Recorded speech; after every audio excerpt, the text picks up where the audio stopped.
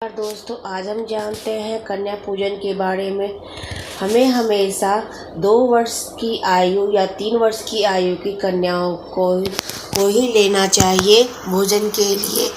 2 वर्ष की कन्या हो या 3 वर्ष की कन्या, उसे त्रिमूर्ति, और 4 वर्ष की कन्या को कल्याणी कहते हैं। 5 वर्ष वाली कन्याओं को रोहिणी, 6 वर्ष वाली कन्याओं को कालिका, 7 वर्ष वाली को चंडिका, 8 वर्ष वाली को शांभवी और 9 वर्ष वाली को दुर्गा और 10 वर्ष वाली को सुभद्रा कहा गया है।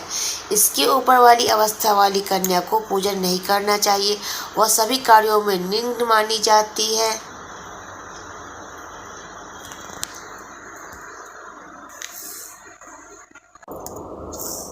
कन्या पूजन में के समय एक बालक को भी भोजन कराना चाहिए, क्योंकि यह भगवान काल भैरव का प्रतीक होता है। कन्या पूजन में किसी भी जाति, वर्ग या समाज की कन्या को समान रूप से आदर देनी चाहिए। गरीब और ज़रूरतमंद कन्याओं को भी प्राथमिकता दे, इससे पूजा का पुण्य फल कई गुना बढ़ जाता है। कन्याओं को गलती से भी अपना पैर नहीं छूने देना चाहिए। आज के दिन यह बहुत बड़ा अपराध माना जाता है।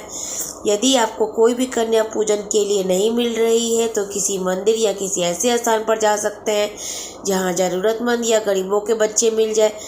उन स्थानों पर जाकर लड़कियों को भोजन कराएं और दान दक्षिणा देकर कन्या पूजन संपन्न कर सकते हैं।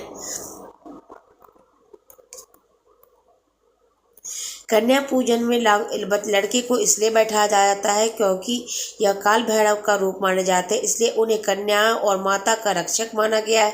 कहते हैं कि जहाँ भैरव विराजमान होते हैं वहाँ हो रहे शुभ कार्यों में कोई भी कार्य विघ्न नहीं पड़ता है, क्योंकि भैरव सभी नकारात्मक शक्तियों से लड़ते हैं और देवी स्थान की रक्षा करते हैं। उनके मर्जी के बिना कोई भी देवी स्थान पर कदम नहीं रख सकता है। कन्याओं पूजन की विधि: सबसे पहले कन्याओं को स्वच्छ स्थान पर एक चौकी रखें, उस पर लाल या पीला कपड़ा बिछाएं। माँ दुर्गा की प्रतिमा चित्र स्थापित करें और दीप प्रज्वलित करें। कन्याओं को स्वच्छासन पर बैठाएं। सबसे पहले कन्याओं को भोजन कराएं, उन्हें तिलक लगाएं। अब सभी कन्याओं के माथे पर कुमकुम या का टीका लगाएं, मोली बांधें और पुष्प अर्पित करें। उनके चरण का स्पर्श कर आशीर्वाद लें। कन्या पूजन करने के समय जब सभी कन्याएं आपके घर पधारें तो सर्वप्रथम उन्हें प्रणाम करें। कन्याओं के पाँव को धो लें। कन्याओं को पाँव धोने के बाद उनके पाँव को अच्छे से पोंछ लें। उन्हें बैठने की उचित व्यवस्था करें। कन्याओं को बैठने के लिए आग्रह करें। कन्याओं को बैठ जाने के बाद उन्हें चुनरी समर्पित करें। उसके तत्पश्चात उनके पाँव में आलता लगाएं, हाथों में मौली बांधें, माथे पर तिलक लगाएं, फूल अर्पित करें। तत्पश्चात उन्हें खाने के लिए आग्रह करें।